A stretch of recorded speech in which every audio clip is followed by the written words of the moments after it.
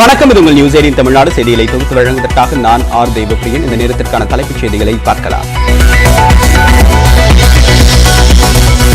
ஈரோடு கிழக்கு தொகுதி இடைத்தேர்தலுக்கான பணிகள் தீவிரம். மின்னணு வாக்குப்பதிவு இயந்திரங்கள் தேர்தல் நடத்தக்கூடிய அலுவலரிடம் ஒப்படைப்பு.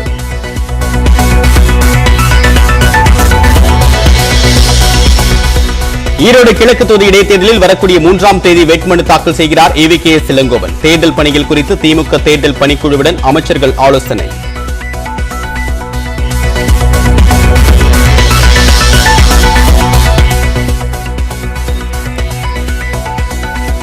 இந்தியாவை உடைக்க பல முயற்சிகள் மேற்கொள்ளப்பட்டாலும் அழிக்க முடியவில்லை. ராஜஸ்தான் பொதுக்கூட்டத்தில் பிரதமர் நரேந்திர மோடி பெருமிதம்.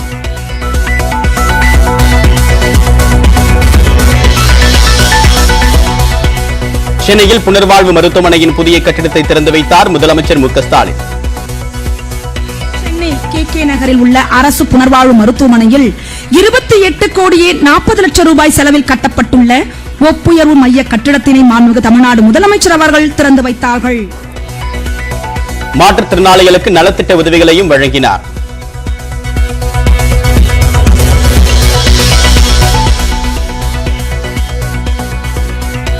கி வீரமணி மேல் யாராவது கை வைத்தால் வெட்டுவேன். திமுக MP TR பாலுவின் மிரட்டல் பேச்சால் சர்ச்சை.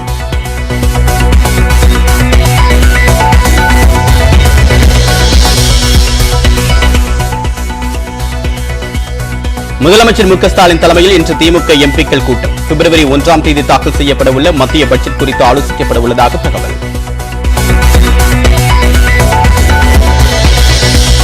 தமிழ்நாயுடுவா தமிழ்நாடா? மத்திய அரசின் இணையதளத்தால் மீண்டும் சர்ச்சை. ராமதாஸ், சீமான் உள்ளிட்டோர் கண்டனம்.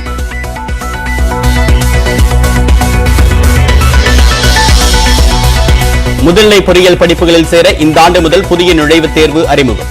அண்ணா பல்கலைக்கழகம் அறிவிப்பு.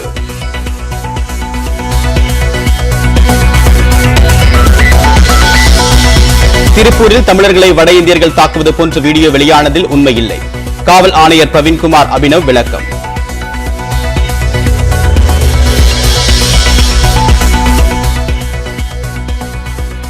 இறுதிக்கட்டத்தை எட்டும் ராகுல் காந்தியின் பாரத் ஜோடோ யாத்திரை. காஷ்மீரின் லெத்புராவில் பிரியங்காவை ஆறத் தழுவி வரவேற்ற மெஹ்பூபா முப்தி.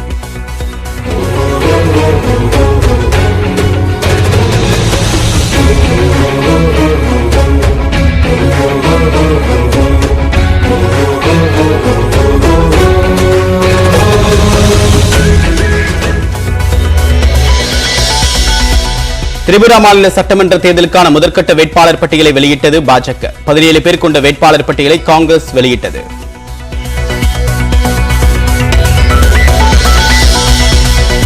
மத்திய பிரதேசத்தில் பயிற்சியின் போது மோதிக்கொண்ட போர் விமானங்கள் தீப்பிடித்து எரிந்தன.